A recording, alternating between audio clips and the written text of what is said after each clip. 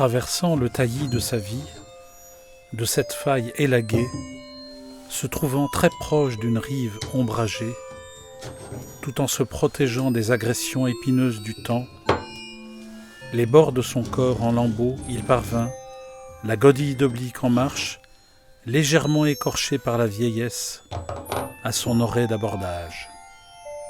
La première chute en mémoire blanche. Honoré par ce succès, il poursuivit ainsi son cabotage d'être, souffle court et jardin fleuri, tant qu'une ultime raison de dire, d'écrire, d'ajuster les actes fractionnés d'un voyage artistique n'aurait pas trouvé un port d'attache et de posture à l'inaccompli. La dernière chute comme avenir noir. Vide irrite les âmes sensibles. Ils urtiquèrent l'espace à fleur de chagrin. Il ne faut pas ergoter, dit Plein, au pic de sa décomposition. La raison n'est-elle pour autant infectée, affectée? Le vin, ivresse de vide. Le pain, le vin de Plein. Pleine déglutition de dévotion, morsure de vide. Vide est un noyau de soleil surchauffé et Plein a le syndrome des Danaïdes.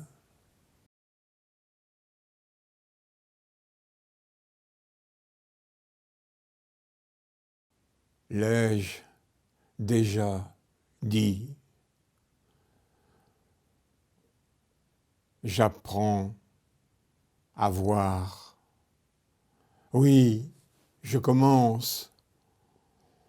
Cela va encore mal, mais je vais prendre mon temps. Je songe, par exemple, que jamais encore je n'avais pris conscience du nombre de visages qu'il y a. Il y a beaucoup de gens, mais encore plus de visages, car chacun en a plusieurs. Voici des gens qui portent un visage pendant des années. Ils s'usent naturellement, ils n'en changent pas. Il leur suffit, disent-ils. Pourquoi pas? Un visage est un visage. Ils changent de visage par moment et puis ils le mettent dans la poche. D'autres gens changent de visage avec une rapidité inquiétante. Ils essaient l'un après l'autre et les usent. À peine ont-ils fait cela qu'à 8 jours, il est déjà fini. Là commence vraiment le tragique. Parfois, leurs chiens les mettent. Pourquoi pas? Un visage est un visage. Et puis d'autres gens, encore d'autres, et toujours, changent de visage encore plus rapidement que les autres. Ils en veulent, ils en voilà, encore un autre visage. Et, oh surprise, ils oublient leur propre visage. Et à ce moment-là, la doublure, et ils sortent avec lui un non-visage. Mais la femme, elle était tout entière, tombée en elle-même, en avant dans ses mains. C'était à l'angle de la rue Notre-Dame-des-Champs. Quand de pauvres gens réfléchissent, on ne doit pas les déranger. Peut-être finiront-ils encore par trouver ce qu'ils cherchent. La rue était vide, son vide s'ennuyait, et claquaient mes pas de l'autre côté de la rue, comme avec un sabot. Trop vite, la femme s'effraya, s'arracha d'elle-même, trop vite, trop violemment, de sorte que son visage resta dans ses deux mains. Je pouvais y voir le creux de ses deux mains, mais j'avais encore bien plus peur de la tête nue, écorchée, sans visage.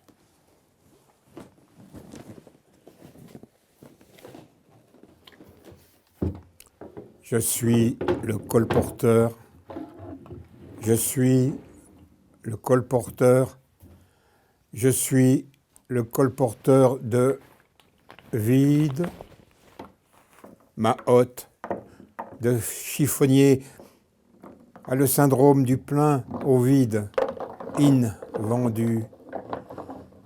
C'est le seul commerce que permet l'errance pour le prix d'une âme affolée. Je suis le crocheteur, je suis le crocheteur de nuages pour effacer le vide du ciel et éponger ses larmes.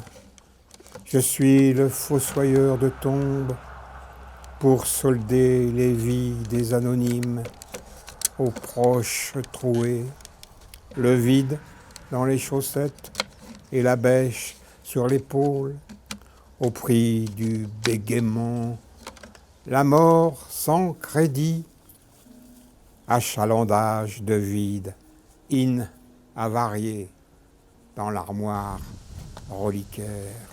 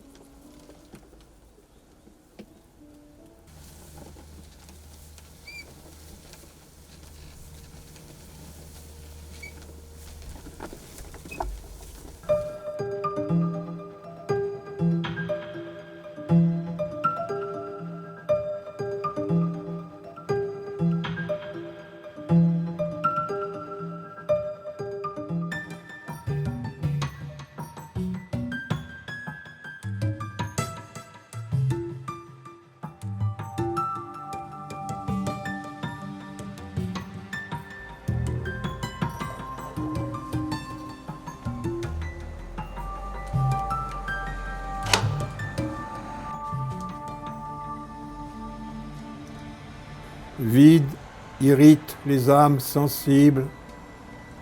Ils urtiquèrent l'espace à fleur de chagrin. Il ne faut pas ergoter, dit Plein, au pic de sa décomposition. La raison n'est-elle pour autant infectée, affectée ?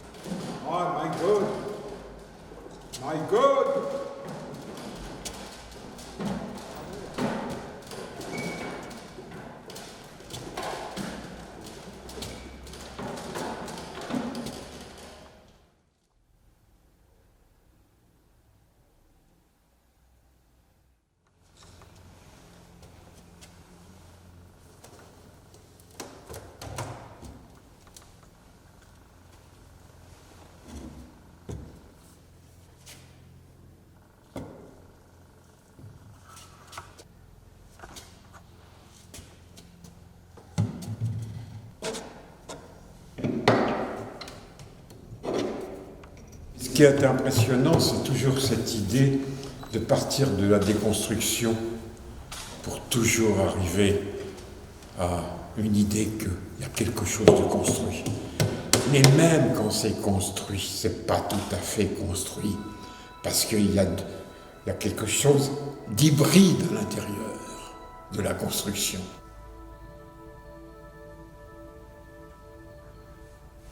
Voilà, bon, c'est un travail qui me plaît bien, qui est pas fait en carton, mais en contreplaqué, en bois, avec du bois de plancher. Il faut dire que c'est du bois de plancher. Le contreplaqué.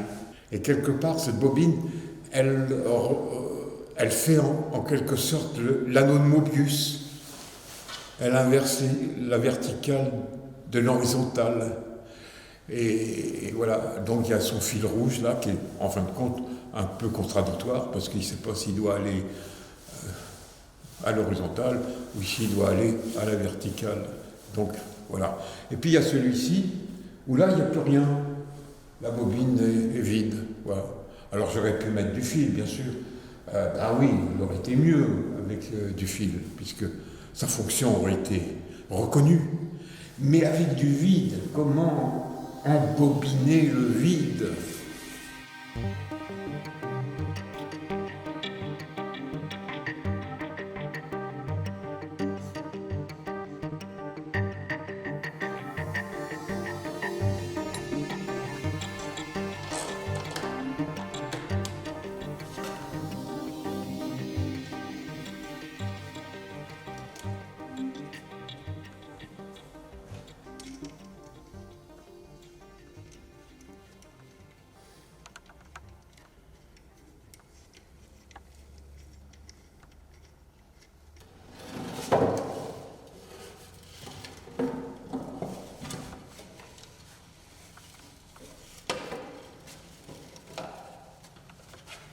Vide a un avenir puissant si ses fondations supportent, plein de ses pouvoirs, d'une danse macabre.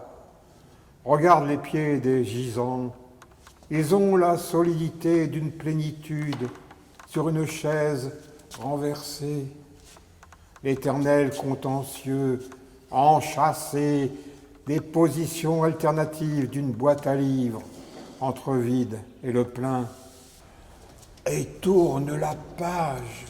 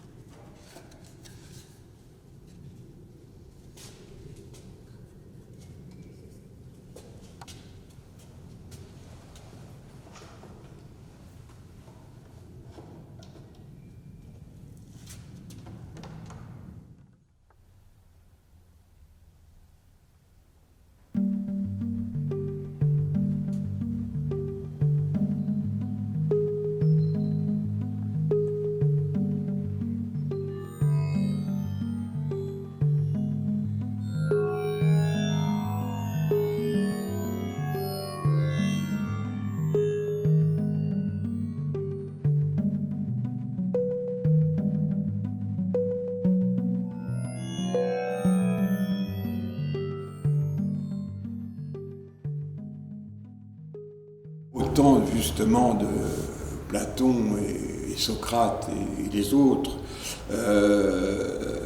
ils avaient un mot pour dire la haine, je veux dire. Mais c'était la haine du discours, c'est la haine de la connaissance. Et ce mot, il est curieux parce que c'est misologie. Misologie, un mot qu'on n'emploie pas, je veux dire, parce qu'il est peu mis en pratique également chez ces philosophes, mais quelque part, on ne l'emploie pas parce qu'on ne le connaît pas. Mais quelque part, la haine du discours, la haine de l'intelligence, en fait, rejoint presque la haine du sensible. Voilà, Et moi, j'ai découvert quelque chose qui m'appartient en ce moment et qui me fait souffrir, c'est cette haine permanente qu'il y a partout, dans la nature, partout, chez les êtres humains. Ils ne peuvent pas faire autrement que de se haïr, quoi, comme pour exister, voilà. Comme si c'était une des lois d'existence. Et ça, Il le vieux n'est pas content de mourir avec ça. Et je pense aussi au drame de mes parents, qui s'est produit le fameux 19 juin 1940. Les 3 enfants qui ont été tués lors d'un bombardement sur la ligne de démarcation dans un petit village qui s'appelait l'Homme-Aisé, l'homme aisé, voilà, ont été tués sur la ligne, là où ils passaient la frontière. Ben, les 2 convois, c'est le convoi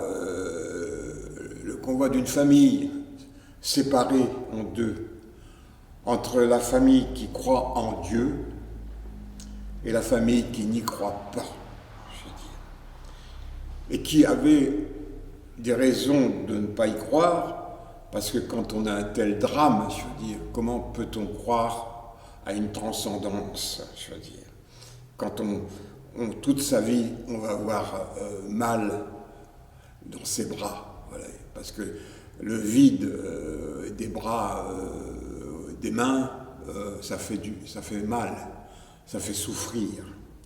Là, le vide des mains de mon père continue encore à m'obséder, je veux dire, puisque c'est avec mes propres mains que je fais aussi ces figures, ces poupées, ces marionnettes, ces enfants de métaphores. Voilà. Eh bien, moi, d'une famille blessée, meurtrie, assassinée aussi, et n'ont jamais eu de haine, quoi. Jamais. Des coups de cloche, de répétition, d'insistance dans la douleur, mais peut-être jamais de haine.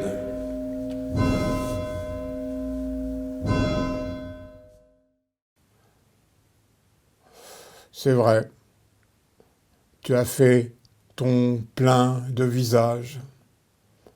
Tu peux t'en contenter, tu peux les trier, tu peux les écorner, tu peux même parler de la femme qui s'est arrachée rue Notre-Dame-des-Champs dans la nuit très profonde, rilkienne. Elle n'avait plus de visage. Sans visage, elle était sans elle, sans lui, sans il.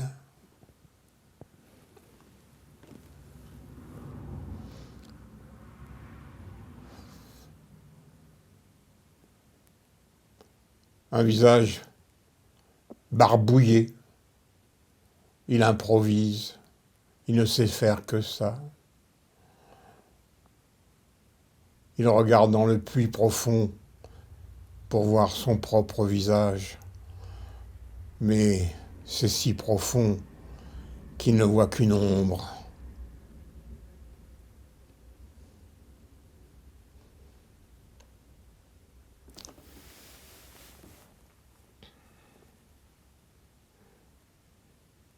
L'ombre d'une ombre, sans nombre, sans visage.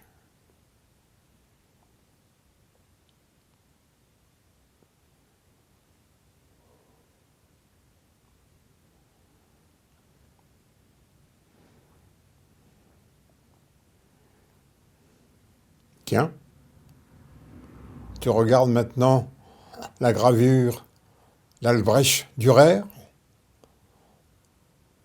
la mélancolie.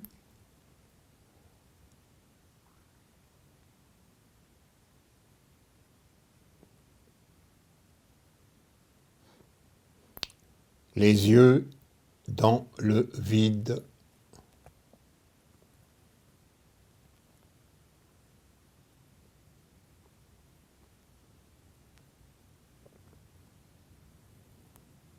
Le vide dans les yeux.